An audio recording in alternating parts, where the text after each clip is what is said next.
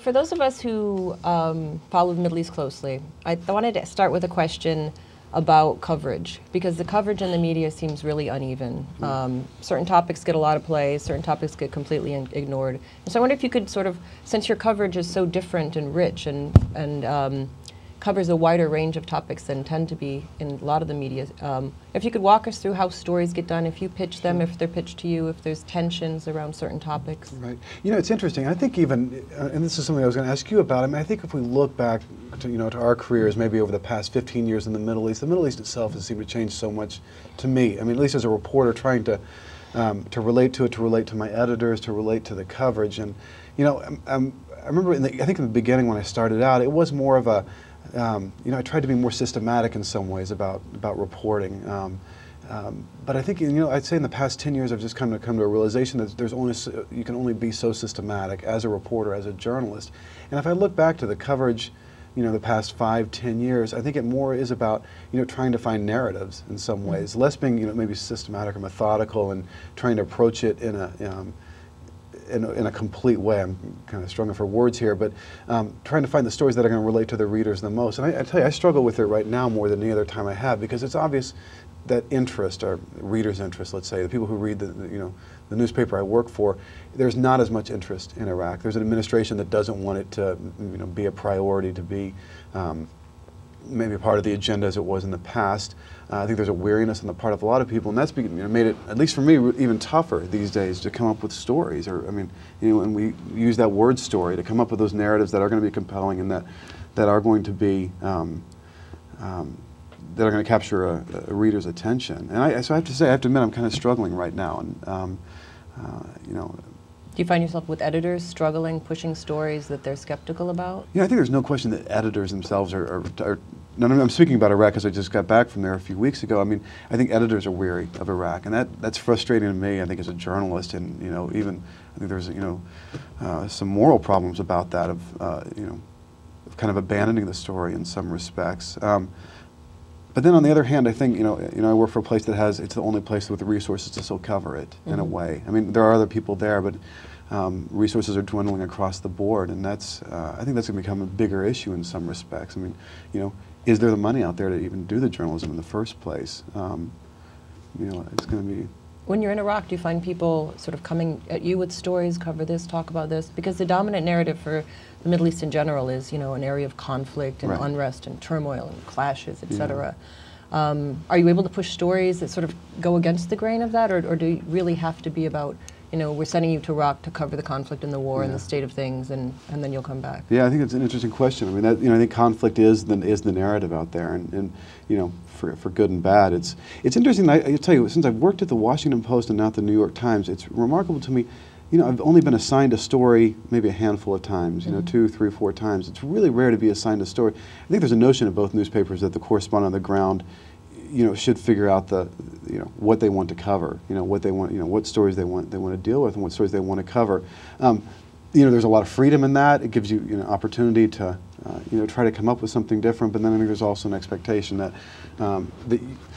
that you're going to understand what readers are, editors are interested in as well. So I think it's kind of a mixed bag. I wonder how, like when you, as an academic or as a scholar, I mean, when you see the, let's say the daily coverage of the New York Times, I mean, what would be your impression as, as someone coming from a different perspective? Well, it's uneven. I mean, reading the press closely, I find that there's a lot more there than when you're reading it lightly. Because when you read it lightly, you're just frustrated by the headlines and certain names that appear on the op-ed page, and you just throw the paper across the room. Like, please, and that's the one everyone wants to talk about. Everyone says, did you read this weekend? But when you read it closely, I mean, there's actually a lot more there than, initially just the headlines capture. If you read through the stories, I find that there's a lot more there, and I have, more respect for, since 9/11, having read much more closely in more papers, I really realize there's more than just a few journalists that are really trying to do serious work. But at the same time, the sort of dominance of, conflict, I teach a Middle East politics class where I teach very little about the Israeli-Palestinian conflict, in part because it's taught in other courses, and because, there's 24 countries in the Middle East, and that's not the whole region. Right, so true. And so, you know, I'm constantly trying to go against the grain. And so I'll have students read the paper, but then present other perspectives to try to get them to understand that that's not all that's going on. Right. You know, and I feel I have an obligation to the region as well as to my students. And I thought it was interesting when you mentioned that there's a sort of moral issue about abandoning Iraq or abandoning, you know, certain conflicts, particularly from the United States perspective. But do you feel a responsibility towards the people in the region, towards your readership? Are there tensions there? You know, I wonder if you know, probably get myself in some kind of trouble when I talk about this, but I think, I mean, I guess if I was talking to a colleague, I might say that Iraq was the story of my generation. I hate using this word story because it sounds so cynical. I don't mean it cynical in that way, but I mean, this country took a decision to invade another country, in some ways destroyed the society that was there. 100,000 dead. I mean, it's just, you know, when you talk about the scale of what happened and what a decision that this country took unilaterally on its own, and the repercussions of that. And I think it's, you know, I have to say, I think it's somewhat galling that, you know, when I first got there in the end of, you know, or so let's say back after the invasion, there was probably 300 journalists, and today there's maybe 15. When the real decision, I get my sense of it, and again, you know, as a scholar, you might have a different perspective. And my sense is that those key moments in Iraq's future haven't even happened yet. I mean, this is all preface, it's all prologue in a way, and of what's coming next. And that, it's interesting, Jillian, what you're saying about that, because you know, you said particularly since September 11th, and I wanted to get your sense of this. You know, I feel like more, you know, when I was in Cairo as a young reporter for the AP in the 90s, I mean, I hardly wrote anything about, I mean, political Islam was obviously an issue that we dealt with, but, you know, the reporting was so much more, in some ways superficial, in some ways more scattered. Now it's just been, there's been an unbelievable amount of coverage, I think, since September 11th. I mean, 10 years of it. And this is a question I was asking myself the other night. Do we know the Middle East? I mean, does the average reader say, or even your students, do they know the Middle East better than they did before September 11th? And I'm not sure the answer. Yeah, I'm not convinced that, I mean, I think you have more students, I have more students interested in taking my class, and I'm constantly struggling between whether I should open it up and make it a large course so more students can come in, or keep it narrow so I can really push students and challenge them and get them to think out their ideas. So I think there's a wider range of students that are inclined to take the courses, but I'm not sure that they're coming in armed with, you know, a lot more information than they were before. And in some ways, I wonder if the perspectives aren't more, what's the word I'm looking for? I mean, in some ways they're not more stereotypical, or they're more, I mean, you know, I think of a country like Iraq, and this is what, to me, what haunts me as a journalist there is, you know, I'm saying policymakers, let's say, the government understood Iraq as Sunnis, Shiites, and Kurds before the invasion. And through a series of policies, of decisions, of, you know, 7 years of creating a new political, you know, body politic, we've actually made that cliche, that stereotype, the reality in some ways, which is just overwhelming. I mean, I wonder, you know, and that's one thing I kind of think about with all this, you know, a country like Iraq, a story that we've just, I mean, one editor remarked to me that no story hasn't been written about that country at this point.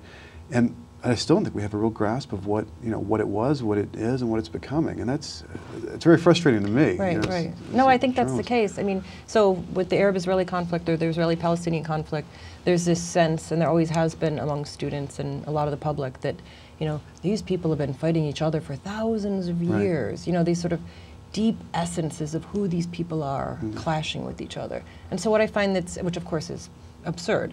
It's a political problem, and you can trace how those tensions have emerged and evolved over time. And so, for example, you're talking about the notion of, you know, Shias and Sunni and Kurds. There's this sense that, you know, these are also sedimented identities, group identities out there. They're salient, they're long established, they're deeply rooted in the soil even.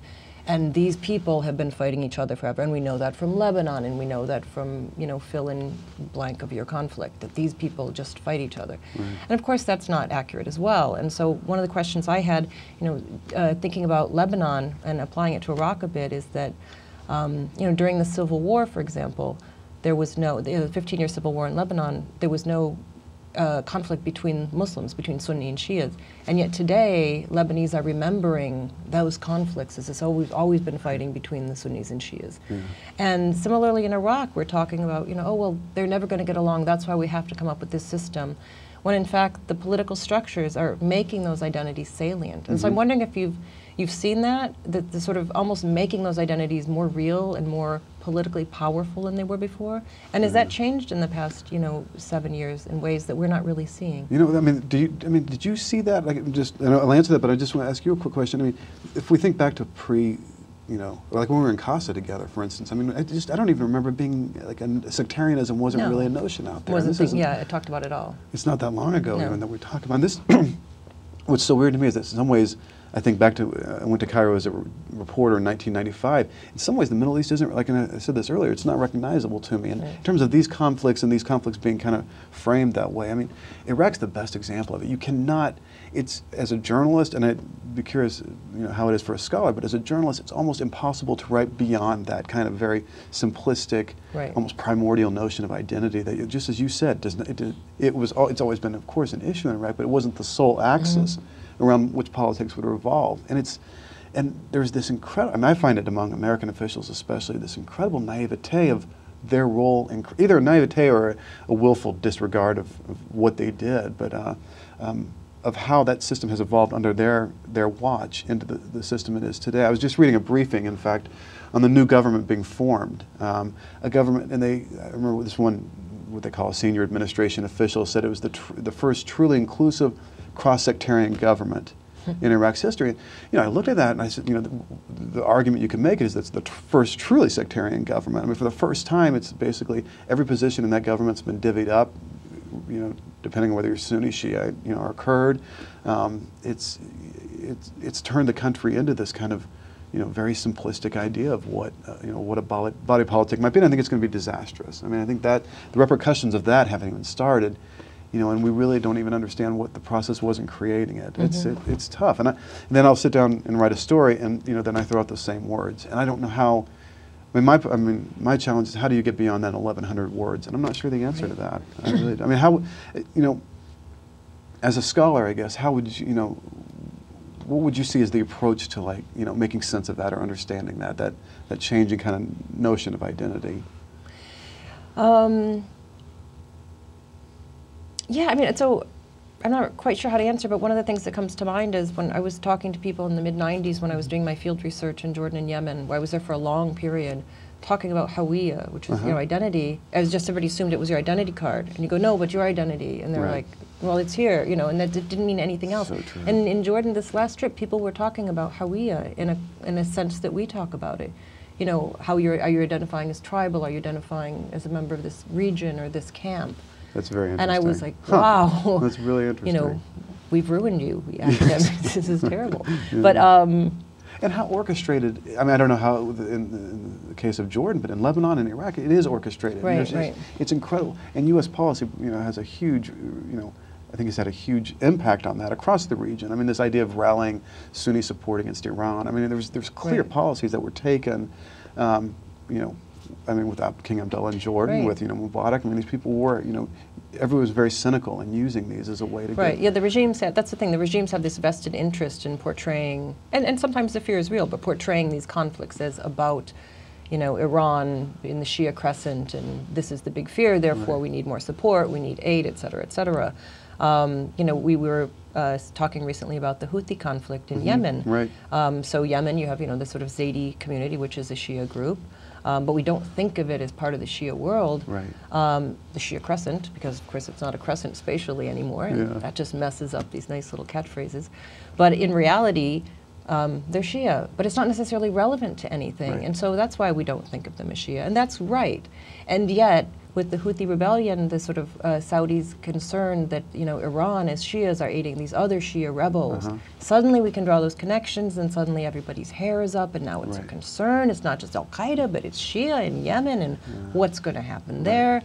And so I think, you know, a lot of the rhetoric isn't just, you know, superficial descriptions. It actually ends up taking political force. Absolutely. And the cynicism behind them, just like you said, is a way to, like, for the Saudis to, you know, to go to the Americans and complain about something. The same thing in Iraq, in the sense that, you know, any support for a Shia constituency becomes default support for Iran in that country. I mean, and people fall into that game. I mean, I guess I wonder what, you know, you look back. I mean, going back to even the note, like what Sadat would have done after, you know, after the death of Abdel Nasser, in trying to kind of court the Islamists or try to, you know.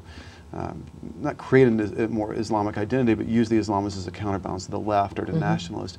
Yeah, I mean, we've seen this kind of long history of manipulation, but I guess I wonder, looking at how explosive or how combustible it's become in this decade, what's the primary force driving it? And I don't know the answer to that. I mean, is it all the orchestrated? resurgence of this kind of Islamist politics? Or this kind of this different.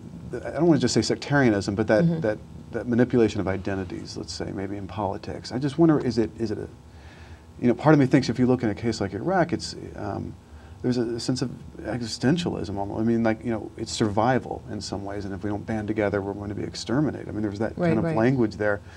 I mean, Lebanon would be in some ways the same, but is this coming from from below? Is it being manipulated by powers that be? I wonder what's the primary force kind of driving this. Yeah, I don't know if there's a single force. I mean, certainly it's not the same in every state, and so Iran and Lebanon are places where it's particularly acute. I think in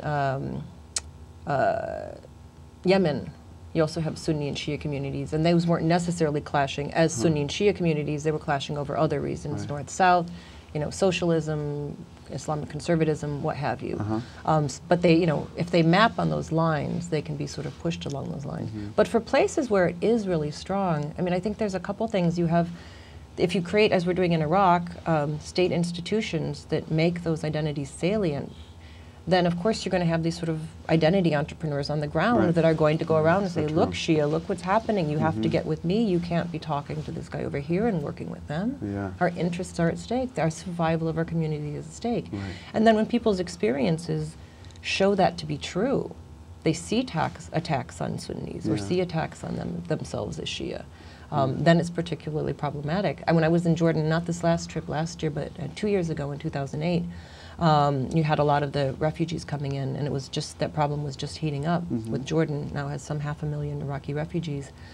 One of the things that struck me was the cell phone. So you didn't have, massive camps of people sort of flooding from Iraq, not knowing where they're going. Most of them, if they could get in the country, had some place to go. Not someplace great to stay long term, but they had a relative or a friend or someplace. So that wasn't immediately as visible, but it put this big strain on the system. But I was talking to a lot of them that I could find, and one guy showed me a cell phone, and he had a little picture of a sign that basically said, Shia scumbags, come back here and we're going to, in Arabic of course, come back here and we'll kill your family.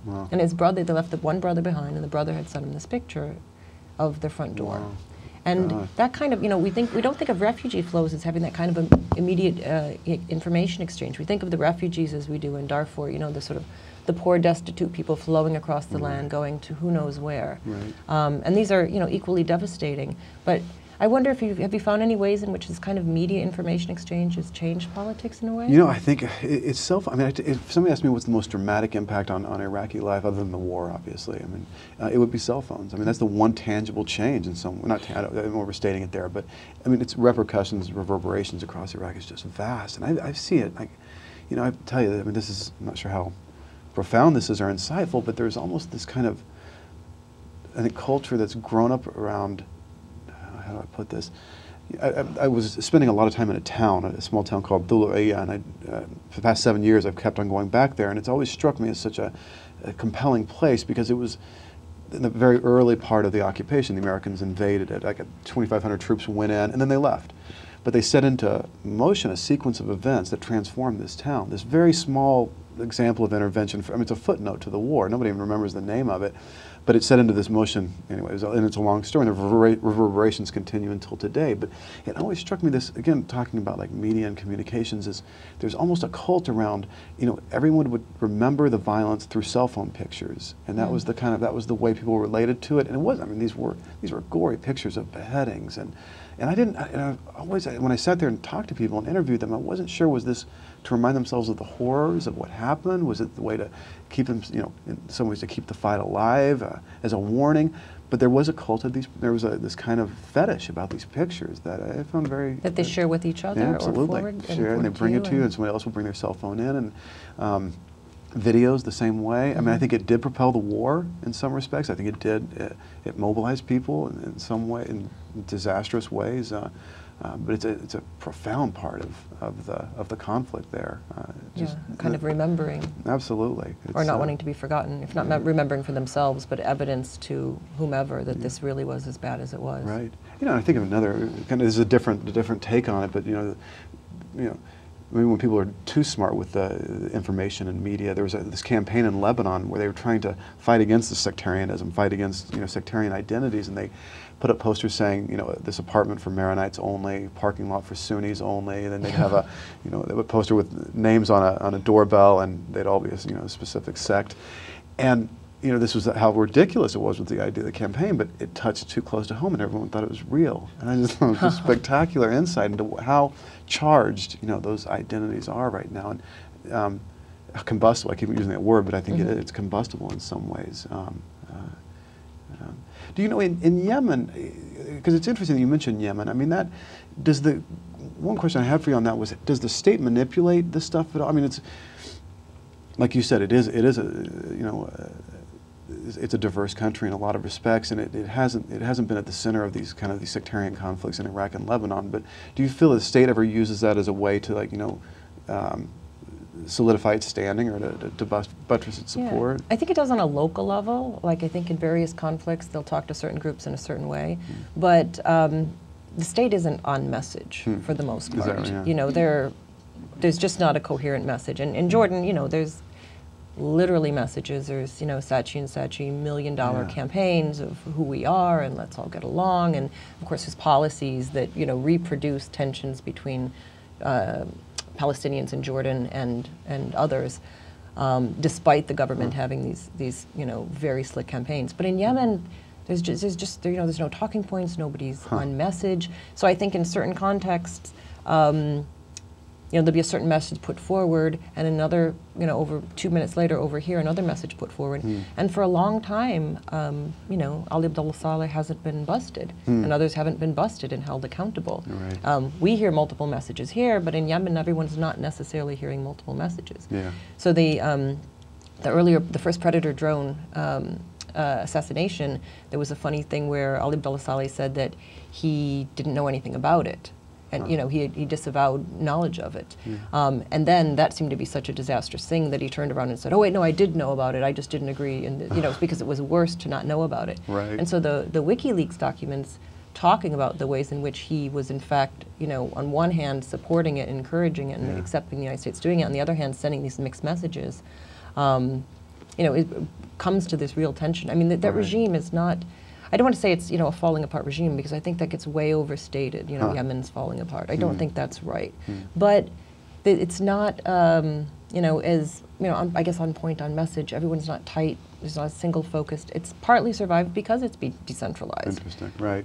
Because it's an ability to, let this group have, some control over this issue, and let these groups, and so it's more of a management state in a lot of ways, as opposed to a strict top-down state. But I think there's, to the point he's been politically savvy, it is, sending different messages to different groups, and those just he hasn't had to confront those as frequently as one might imagine. I mean, that's interesting you saying that, this idea of a failed state is overdone. I mean, there has been, more than I can remember, there's been a lot more coverage of Yemen, because it does seem to be in the news more. And there, the New York Times Magazine writes a story about, Yemen being the next front of Al-Qaeda, or I forgot what the article was exactly. But does this, and going back to what we were talking about earlier, does this impose, does this make your life as an expert on Yemen, or a scholar on Yemen, does that make your work more difficult?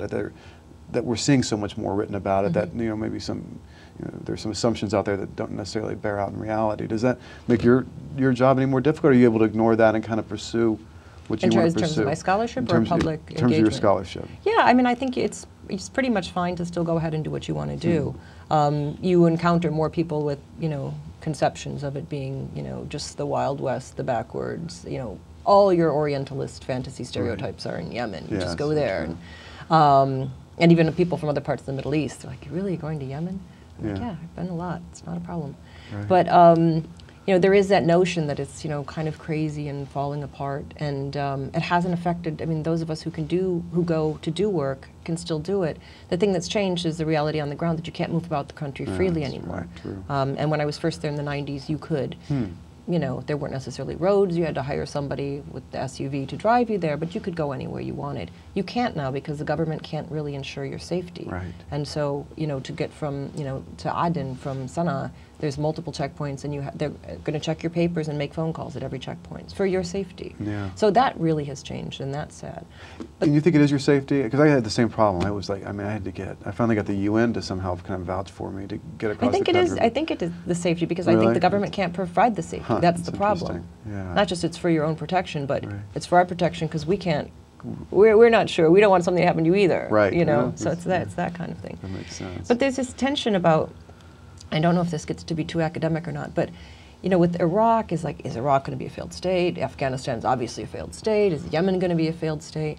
And I think there's this interesting tension around that notion, because, you know, implicit in that idea is that would be a terrible thing. Huh. Which, of course, you know, how can that not be a terrible thing? Well, maybe every piece of land doesn't have to have a, you know, centralized administration with a monopoly on violence and police its borders in a particular way. We're in a place in the world we can't imagine the world organized any differently. That's interesting. And anything that deviates from that is failed state. Yeah. And so, you know, there's this wonderful piece by Lisa Wedeen, post on foreign policy, called "Don't Call Yemen a Failed State." And she argues, and I think rightly, that part of the reason Yemen has survived is because it hasn't tried to establish sovereignty over every inch of the land and control every inch of the border. It's survived through different sets of mechanisms. I mean, you can make the same argument in Lebanon, probably. Right, you know, right, and probably, you know, Iraq too. We have, you know, it can't be this middle ground equilibrium that works. Not that it's a good equilibrium now, but the point is we can't even imagine an alternative to a tightly centralized state. Right. Because if there isn't a tightly centralized state, who are we going to negotiate with? Who are we going to have trade with? Yeah, and that's a good point. I mean, I think when we take that direct, that's where I wonder. I mean, the alternative that has become, you know, that has come out to the centralized state is a sectarian state in some kind of confession. I mean, how we want to describe it. You know, and I wonder I mean, can you better, worse? I guess it's hard to describe what that would be. It's I wonder if there's another alternative beyond that, though. I mean, I think that's what we have in Lebanon as well. It's not a failed state. It's this kind of confessional state. But again, there's no centralization. There's no sense of central authority in Lebanon or Iraq. But then Lebanon, 2 civil wars. Iraq, you know, 100,000 dead. I wonder, is there a way to is there a way to move towards something else? Because, you know, this is something we were talking about the other day.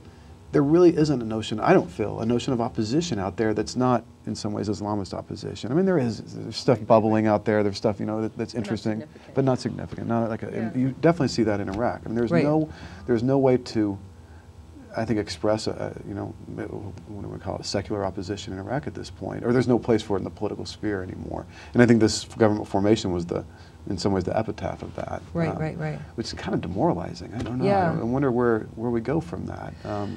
Yeah, and I'm certainly not an advocate of failed states, so, you know, I don't want to sound that. But I mean, the reason I raised the caution about that term is because as soon as you label a state a failed or failing state, it sets in motion all kinds of possible policies, kinds of interventions that are not only possible, but they're necessary. Interesting. And they're necessary for the stability of everyone in the area. Right. You know, and so what comes with, you know, a simple label of, you know, failed or failing state is, you know, we're seeing played out in Iraq now, because now, you know, we can't abandon Iraq because it's failed and failing and it's not stable yet, and now we know again from the WikiLeaks that, you know, people don't have high opinions of certain officials in the government, et cetera. And, you know, some of these systems get, I mean, the one in Iraq, a system gets created where the United States, I mean, almost has to intervene for it to function. I mean, it's so, in Lebanon, the same way, when Syria was there, you can make the argument that these systems that have risen up are, like, so geared toward deadlock in some ways, toward gridlock, that unless there's a foreign, you know, power that's intervening to move, you know, to break that deadlock, they don't function. And you know, almost more conspiratorial sense of it would say that was, you know, it was made that way in Iraq. I mean, who knows? Right. But it does breed an intervention. Yeah, I think it was made that way in effect. I don't think it was intended to have that negative effect. But were there moments when you were there that you know, either specific policies where you were just in your head screaming, you're getting it wrong, point? Were there specific points other than a big picture? I mean, I would not claim ever to be an expert on Iraq, but, you know, just having been there for a little while, and you see these, I mean, you cannot overstate how ignorant the CPA was in 2003. It was just breathtaking. I mean, people were just almost criminal in their ignorance. And, you know, you had that horrible formula of arrogance and ignorance, and it turned into what we got, you know, what it became. You know, I think a lot of the people these days, especially the State Department in Baghdad, will kind of pride themselves on understanding the country a little bit better, having a little bit more background, but they're still incredibly isolated. I mean, just remarkably isolated. Where, the embassy spokesman had never seen Iraqi currency. I mean, it's that level of of disconnect from the society around them. They really, but there's one thing I think that there's an irony. I mean, I just find you hear this from the military and embassy officials a lot more these days, where they'll say, "Oh, we were lying back in '04 and '05. We weren't telling the truth. Sorry about that. Now we're telling the truth." And I actually try to figure out a way to write that story, like right. now that they're admitting to their sins, and they certainly didn't back then. But now there's a notion out there that we understand it better than Iraq's neighbors. We understand Iraq better than Saudi Arabia. We understand it better than Jordan. Although Jordan, definitely punches above its weight in Iraq. I mean, it has a huge amount of influence in Sunni politics in Iraq, but. So there's the idea that they understand it better than any of the neighbors, but they still won't take responsibility for what they did to make it that way. And it's a tough. I'm not sure why I find that so galling, but I think it's almost there's no reflection on what American power represents, I think, in that country, and that's just it's amazing to me. The point where. And then they'll fall into, like we were talking about earlier, they'll fall into these definitions and these notions and these ideas that don't really hold up. Like that same briefing that I was talking about where they talked about a non-sectarian, truly inclusive government, they also said that Iraqiyya, this list that was loyal to Iyad Alawi, was a cross-sectarian list, but Sunnis voted for it, therefore it's a Sunni list. Which is just, I mean, when you think about what that does for this, the realm of action or the sphere of what we can do. And who said this? To be honest, I don't know who was one of the, I don't know who it was. It's a senior administration official, but I didn't get the name. I was reading the briefing itself. Yeah, U.S. administration official. And they, the Americans were drinking scotch with these guys. They were incredibly involved in how these negotiations went out. And they knew what they were doing, but they weren't. I don't think they ever reflected on what they were doing in some ways. And so we got this default system that the alternative to a centralized state is fills this void of anarchy, but is probably setting the country up for some notion of civil war. Why can't you write that story? Well, you try to write that story, and I actually wrote a week in review about it, about the sectarian system that was being, and I don't think anybody read it, and I just, it wasn't all that interesting when I read it. I was like, I probably should have, and I tell you, part of me, it's kind of, I don't know, I shouldn't probably say this, but I get so frustrated you see these bigger forces at work, but as a journalist, I think you have to find the narrative to tell that story. Otherwise, you can't tell it. And you might try to do it in the Week in Review in the New York Times. But I'll tell you, the story that I found, I got very frustrated in August when there's all this talk by the administration of combat ending in Iraq, and it's silly and it was ridiculous, and we all knew they were lying, and you try to write it as much as you can in a story. But anyway, the paper wanted to use that as an occasion to tell a legacy story, like what are we leaving behind kind of idea. And the story I got, this is one of the few instances where I got assigned a story, and the story I got assigned was death, basically. What were the costs of this war? And I knew that, I could try to weigh in on numbers, I could try to do something authoritative, somehow to really understand what happened. And I just feel a weariness on the part of readers, on the part of Americans about death and numbers in Iraq. And I ended up doing a very long story just on one family trying to find their son, trying to tell the story that way. And actually I think it was more effective. And I don't know if it's becoming older, becoming more cynical, but I think when I first started as a journalist, I really did want to in some ways translate scholarship into the newspaper. And I feel like at this point in my career, I've gotten to the point where I think that I'm only going to relate to my readers about the stories that I care about if I can find the right story to tell. Mm-hmm. It's a different approach, definitely. Have you found yourself, as a scholar since we were students in Cairo? Have you found the approach? How you see your work, the goal of your work is changing? Yes and no. What's interesting is now with, blogs and other outlets available. So Merup, I write these online pieces for Middle East Report, which are, essentially, 4,000 words. Essentially, if I added a nice theoretical framework and lots of citations, it could be a journal article. Right. But I can do them quick. I don't have to, I can, get rid of all that, just say what I want to say. I don't feel like the arguments are simplified in any way. And they can reach a much larger audience and much more quickly. Right. But it's a different kind of writing in some ways. You're writing to make a timely point about something that happened last week or last month, what's going on now. And it's written for scholars and students and also for journalists. Initially, the Middle East Report Online was created to try to reach journalists, to give them, who are thirsty for some alternative framework, to give them something bite-sized, digestible, but really meaty and a different take on things. And I think we've had a lot of, Merip has had a lot of success with that. But with that, and then you know, blog pieces where you can write, which are, you know, closer to 1,000, 1,500 words. I mean, you know, for scholars, 500 words is an abstract for a 10,000 word article. So writing 1,500 words isn't just, it takes a skill to learn to write well, to decide what to say, you know, how many points you can make. Partly the way I was trained, my, you know, general approach, which is, you know, pretty ethnographic but very interpretive. There's all these sort of qualifications and gray areas, and you can't do that when you're writing in a short piece because it's just going to be all, you know, digressions and no point. And so it's actually taken, you know, I've had to learn how to write in that way, and I've only done it a few times. It's not something that I prioritize, but it's very different from the book that I've been writing, which, you know, is going to cover protest and policing in Jordan from 1946 basically to the present. And I've been doing interviews on it for years, and interviewing security and protesters and lawyers and reading law and learning about law and now learning about political geography so that I can write this book. I'm not really approaching that book differently than I did, you know, my very first book. But there's other ways to talk about the region, which I like. I mean, I'm happy to have those outlets so I can say things when I'm frustrated or I have a point, a small point that's not worth fleshing into something huge, but to say, no, you're getting this wrong. Let me say it. And there's places to get it out. And so that's really changed in terms of how I think about what it is I want to say.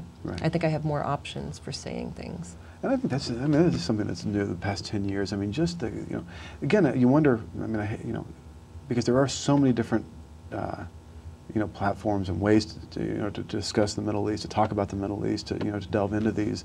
Actually, it's been in some ways much more critical of, you know, mainstream media, which is a good thing. Absolutely. I mean, I think in some ways it's made it a much richer environment and a healthier environment. And then I come back to that question we were talking about earlier. Then why, you know, why is it that it's? I mean, I'm kind of haunted by this idea that, you know, it does seem to be a less informed public than, you know, than the beginning. I just don't know I don't know the answers to that, how to get at that. One question I had, Jillian, you mentioned Saatchi and Saatchi about Jordan, about these media campaigns they do. Do you find them successful? Do they resonate at all, or? Yeah, that's a great question. So not the most recent one, but there was one in, I think, 2005 that was Al-Urdun Awalan. Yeah, I remember that. And there was a campaign in Egypt way back in the, I think the 70s under Sadat. I'm not positive. But I had Jordanian friends pointing out, and they're like, yeah, it really worked well for Egypt. So, it's not even a new campaign, $50 million, and they can't even come up with something new. Amazing. But the posters were pretty interesting. They had, holding the Jordanian flag, and you see like the Palestinian embroidered, the woman's hand, and you see a business hand, a suit, and then, a bare sleeve, and, everybody's there holding up the flag together. Yeah. Interesting. Yeah, so, I talked to Jordanians about it, and some of them say, yeah, this is good. We're not just about Palestine, even though half of our population is, of Palestinian origin. We're not, we're too involved in these other issues in the region. We need to take care of things at home. Yeah. And so some people would say that this was a good thing.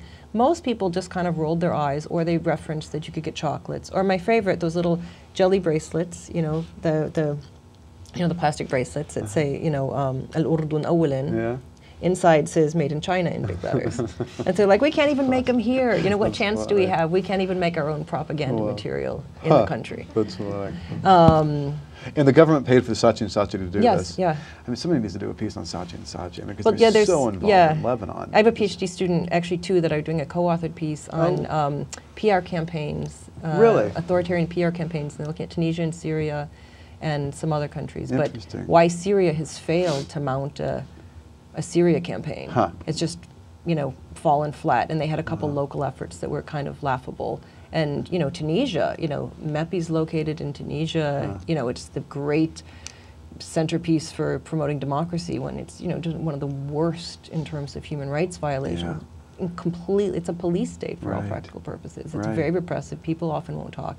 And yet there's other interesting things happening in Tunisia as well. And so, you have a lot of these. I think there's a really interesting way to look at how regimes are portraying themselves and selling themselves. And this loops back to something we mentioned earlier, selling the fact that there's an existence of, ethnic or sectarian conflict that needs to be addressed, and therefore we need help and assistance and military aid, et cetera, et cetera. At the same time, they're selling the, we're one great nation, and these sort of, projects of nation building.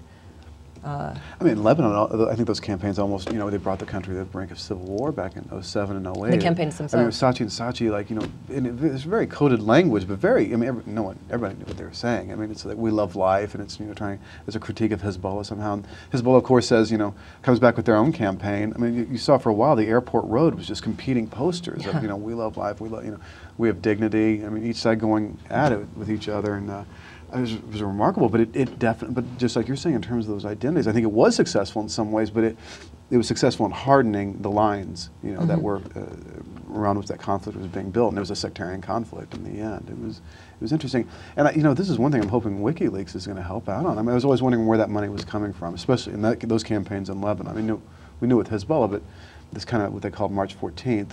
Where was that money coming from? And I was always a little suspicious about that. What are people saying in the region about the WikiLeaks things? You know, I got back about a month ago, so I missed that, and I'd be curious. You wonder, I find, and I may be wrong on this, but I find a lot of cynicism these days in the region. You know, especially when you're in a place like Iraq, of course the Americans are going to do this. I mean, there's just so much kind of, it's all about interests. You know, there's really no altruism out there. So I wonder if people are going to just kind of expect this in some ways. And I may be wrong on this, but I feel like there's that divorce between ruler and ruled. And I know people always say this, but I feel like it's more, the gulf is greater now than it's ever been. I just, and I may be wrong on that. I probably would have said the same thing 10 years ago, but it does hit me. And I think WikiLeaks almost feeds into that kind of the idea of being discredited. I mean, these states being discredited. You look at, I mean, Iraq, I thought, before this government was formed, which was a backroom deal. I mean, it had no, and you know, and there was an incredible amount of popular discontent about the politicians, about the living conditions. It felt like a pre-coup environment to me almost. I mean, if the Americans weren't there, who knows what would have happened. But you keep thinking back to like '52 in Egypt, where this political class is completely discredited, rising popular frustration, you know, a military that you don't know which direction it's going to go, and you know how far. I'd be curious how it feels in other countries at this point, because it really, I mean, you feel like that was becoming very pronounced in a dangerous way. Right. I'd be curious. But I want to go back to something you said before, because you said about you know, writing for your audience, that sometimes you sense that people, you know, don't have, I forget which word you use, sort of the stomach or the patience or the tolerance for certain stories.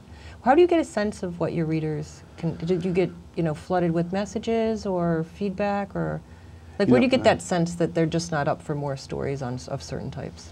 You know, I feel like there's almost been this kind of, especially since September 11th, this kind of talk radio culture where, you know, every reader, and I tell you, right after the invasion, in 2003 when I was with the Washington Post, every article I wrote, I would get sometimes 100 emails. I mean, there was a lot of email traffic, a lot of people, and it was usually, what are you trying to say here? What's your agenda? Where are you really coming from? But it's very pitched, often very angry. The only equivalent to that would have been the '06 war. In Lebanon, where it was, you know, people like, I hope a missile hit you in the head and that kind of stuff. So, you know, now it's, I mean, I get maybe one email on it just really, you can just kind of sense that, just reader interest flagging. Although the most email I got was on that one storytelling, you know, that narrative about the family trying to find their son. It did seem, you know, I tell you, when I went, you know, dehumanization is crucial before any conflict is going to be fought. I mean, you know, to wage war against Iraq, we had to dehumanize Arabs and dehumanize Muslims and Iraqis. And I remember going in there during the invasion when I was in Baghdad, and I knew that, you know, if I just write about Iraq, I mean, it wasn't going to work. Maybe I'm wrong on this. Maybe I'm not giving readers enough credit, but I thought I had to find a much more human story. And, you know, is it a mother sending her son off to fight? Is it a father losing his child in a bombing? And I thought, you know, the more universal the story, the more universal the narrative, the more compelling it would be for people to read. And, you know, and I may have that wrong. I really have, but I found that to be the most effective way to write about the region. So it becomes less systematic in some ways, less methodical, but maybe more compelling in some respects. I don't know. But you know, unless I can find the narrative to tell that story, I probably won't write the story often. And I hope I'm not making a mistake. I may be. Well, do you find writing books gives you a different way to address things? You can build arguments in different kinds of ways? Absolutely. You know, the Iraq book was great because I got to, all the mistakes I made as a daily journalist, I got to go back and fix. It was great. You know, it's like, I mean, the worst mistake of all was being there April 9th when Saddam's statue fell. You know, it's, again, I mean, who knows how many, I mean, again, I wonder, I'm still a little suspicious about what exactly happened that day, but it became this iconic image when it shouldn't have been. You know, the idea of crowds of thousands pulling the statue down when it was, you know, dozens. And, and I thought it was more interesting that, you know, it almost, you know, in the end the American Marines went in there and pulled it down on their own. But it was fun to go back. When I wrote the book, I was able to go back and actually tell the story the way it should be told. And I think, you know, in this book that I'm working on now about Lebanon, it is about identity, it is about this kind of lost Middle East. And, you know, again, kind of what we were talking about earlier, you know, I do fear that, you know, writing for 15 years in the Middle East as a journalist, and I still maybe have missed the biggest story, which I do think is this changing sense of identity. But and this book gives a chance to at least try to do it the way I want to do it. Who knows how it'll turn out, but. You know, one thing that interests me when we're talking about just book writing is that, you know, when you're talking about doing the interviews, you know, doing that kind of the legwork, there is a lot of overlap, I guess, between, you know, scholarship and journalism. I mean, I think you're much more methodical, obviously, about the work you're doing. But how do you go about, like, when you're compiling material for this book, how do you go about finding the people to interview? You know, tracking down. Is it just legwork and time? Or? Yeah, it's legwork and time. I mean, having, you know, written an earlier book on Jordan, it was helpful because I had a lot of contacts and I knew places to start, and I knew some people through, you know, my earlier work who were actually involved in some kind of protest. People involved in the campaign to stop so-called honor crimes, which I thought was really interesting. It's an amazing campaign. They actually went out and they got 13,000 Jordanians to sign their name to a petition. And this is a country that has no history of petitions, and it's a non-democratic state. So getting 13 people to write their name on a piece of paper that they dissent to a policy, I thought was extraordinary. But also the campaign, the people meeting were, you know, speaking in English, and I thought that was interesting who they were. So I started with them, and I decided, you know, as a strategy, you know, because I mean, I share with you my sort of, I have a responsibility to the people that I cover, you know, not just to get the stories right, but to, you know, ensure their safety. And so I knew there was a point at which I was going to be talking to security services. I might attract all kinds of interesting attention. And so the last few trips, I haven't really seen most of my friends and most of the people that I write about. So I started from the ground up. Protesters, people that have been arrested, their lawyers, and of course they're all happy to share all the information they can because they're trying to get attention to, you know, their plight. And then I worked up from there through professional associations and political parties, and finally, you know, to the higher state level. And, you know, now I'm finishing up interviewing the security services. So that was really my strategy. But once you know, hit a certain network, you can really sort of push through that network. But then I would, you know, run across an article that the cement factory had a sit-in of workers. And I'm like, now how am I going to get to the cement factory? I know where it is. I can drive out there. How am I ever going to meet any of those workers in there? And so I had to go back and talk to people that I knew worked in labor until they could make certain connections for me.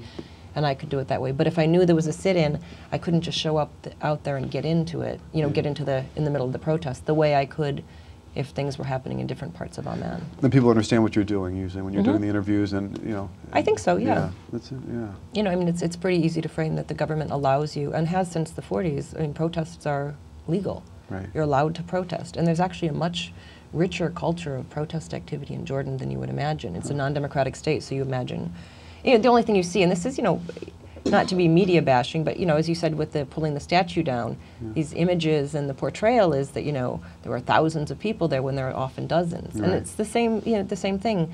But the events that you see where there's, you know, portrayed as thousands are, you know, the burning of the Israeli flag, the burning of the US flag, burning Bush in effigy, and those events are real and they take place, and there are sometimes hundreds of people there.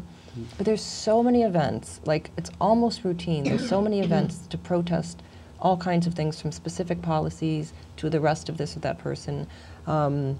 Judges frequently, if someone's been arrested, they think inappropriately, they'll have work stoppages for 2 or 3 hours, you know, in the middle of a busy day, and just shut down the court system. And it's visible to no one unless you know about it. But there's all these kinds of ways in which citizens, you know, protest and dissent. And you talk to people and it's kind of normalized in an odd way. So, you know, I'll talk to them about, you know, here we are, you know, you're not democratic country. The government claims it's a democracy, it's a constitutional monarchy. If you look at the law, you have all these rights. And so here you are, the protesters trying to get, you know, can't get a permit. So I would try to get them to walk me through exactly what was happening, and they were really, you know, excited to share. And, you know, of course, things I was particularly interested in, they weren't always necessarily interested in. But then sometimes came around to see, you know, what I was doing, and I sometimes was persuaded that I completely was off on the wrong track. Interesting. But one thing was looking at permits. You have to get a permit. And so like, how do you get a permit? Or no, actually this started because somebody had mentioned, oh, we didn't do this because we knew the government wouldn't give us a permit. And I was like, well, how did you know?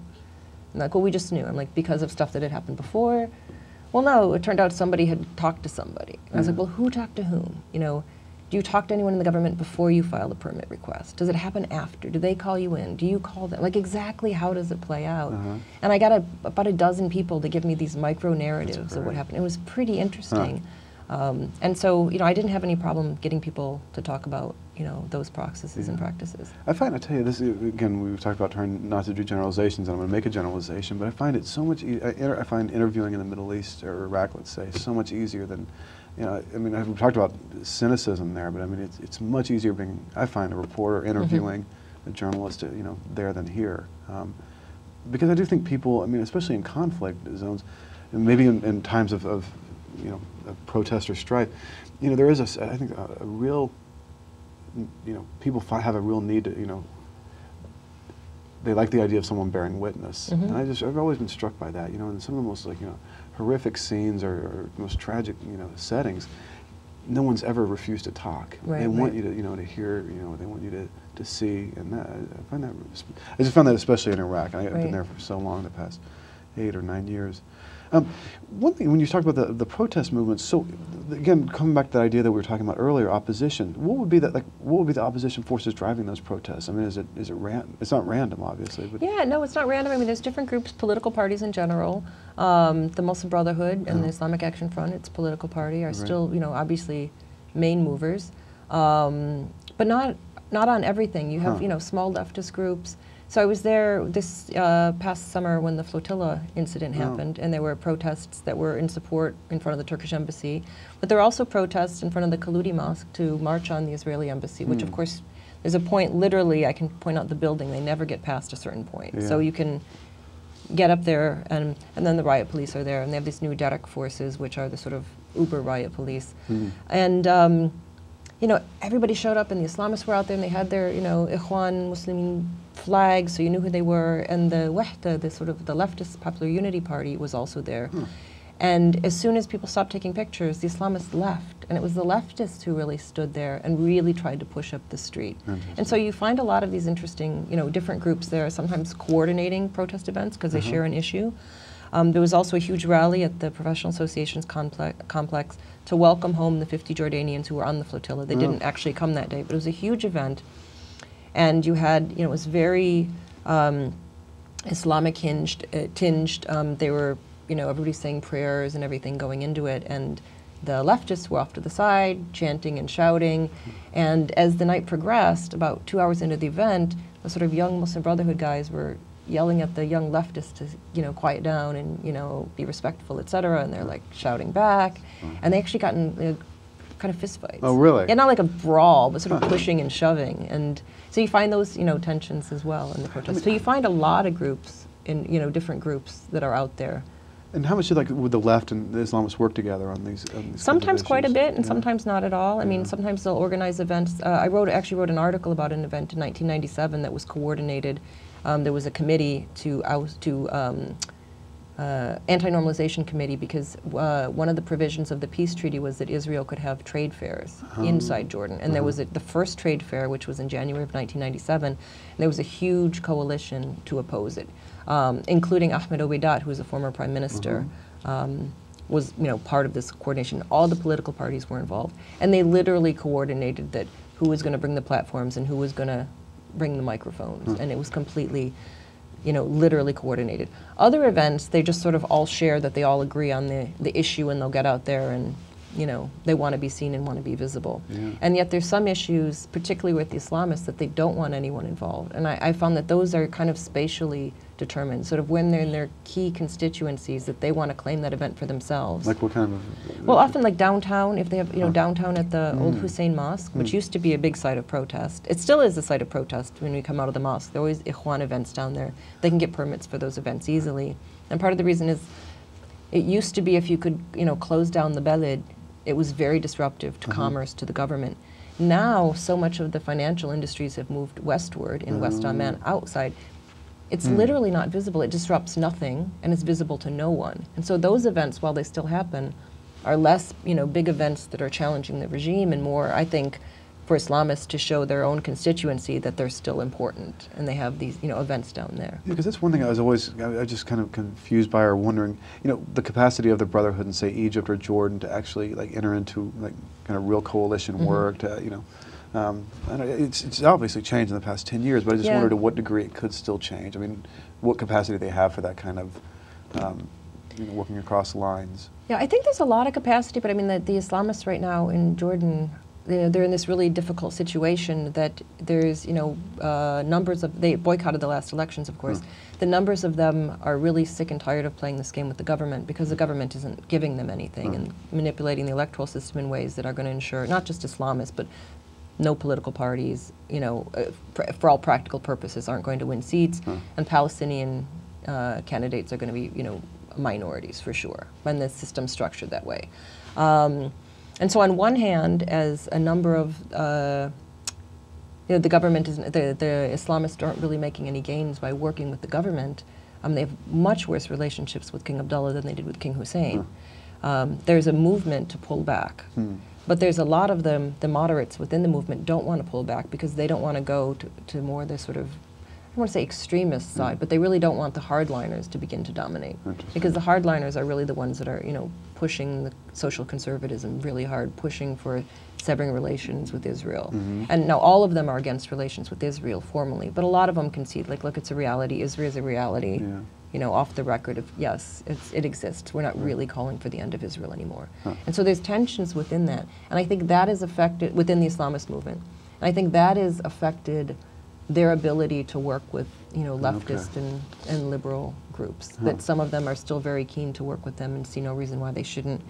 And others are saying, look, you've sold out and now you're talking to communists and socialists and, are you even Muslim anymore? Are you even Islamist anymore? Right, that's interesting. And you were telling me the other day that in some ways the most, you explained how the nationalists kind of fit into this opposition. Now, it was interesting to me. I mean, that. An anti-Palestinian narrative. Yeah, it's an anti-Palestinian narrative. It's a pro-Jordanian narrative. I mean, as it sort of goes to our discussion about sectarianism, but there's always been this sort of identity tension in Jordan, and Jordan has actually played it up to its benefit. The regime over the years has actually made it useful to its to its own survival at certain points. But, what we say is Transjordanian in, Arabic, they don't say Transjordanian, they just say Urduni, Jordanian. So it's Jordanian and Palestinian, but all Jordanian means essentially is not Palestinian. Because, the families that identify as Transjordanian or Jordanian, many of whom, weren't even in Jordan a century ago, including the royal family. So, but they've, taken up this mantle, a number of them have taken up this mantle of nationalism. And so there's always been that tension with the Palestinians. But what I was mentioning the other day when we were talking is, in the past couple of years, there seems to be a more fervent nationalism. Some attacks, including, legal attacks and cases brought against people who speak out on behalf of Palestinians. They're charged with, I mean, they end up not going forward in the courts, but there's, cases pushed against them. There are a couple really prominent ones. And that tension seems to be sort of exacerbated, particularly as the electoral system has really privileged the more tribal forces to the detriment of political parties and Palestinians. People see the electoral system as producing that and sort of advancing this nationalism, this anti-Palestinian nationalism. And there's tensions even among not Islamists, the leftists differ on whether we should drop the Palestine issue or not. Within the Muslim Brotherhood, there's a tension about whether we should continue trying to ally with Hamas or just kind of, let that go. Not we're going to end it, but, whether we should make that a primary issue for us or whether we should let that kind of slip away. And so you're seeing that play out, in a number of different venues. And you have some, pretty fervent nationalist movements. The one I mentioned to you was the Amun.net, is a online news magazine which you can read, and it's it's very, very nationalist. And so I jokingly said the nationalists are the new radicals, but a lot of the language was sort of reminds me of language we would characterize as radical. Interesting. That's, it was one thing I was trying to actually do a piece in the Week in Review recently, just on the ideas of radical or opposition. It just does strike me. And again, this is maybe a superficial notion of it, but the Brotherhood in Egypt, and I guess we could call them opposition. I mean, they're against the government in some respects, but they seem to be more to be just trying to position themselves to be part of that government. Or, you know, the Hezbollah in Lebanon. I mean, they actually go out under the name opposition, but in fact, they're one of the, like the, you know, I think one of the key, you know, pillars of the sectarian system in the country. I mean, they, you know, they're kind of a neo-Zaim or something. I don't know how you describe them exactly, but they underpin a system that, you know, 30 years ago the opposition was trying to overthrow. It's Iraq. There is no opposition other than, you know, it's interesting that, you know, how difficult it is to define or what even opposition stands for. I mean, in none of these Islamist movements, I mean, you know better than me, they're necessarily talking about societal change necessarily, that they would have been talking about, or that groups would have been talking about in the 70s or even the early 80s. It's interesting. It does show kind of just that shift in where things are headed.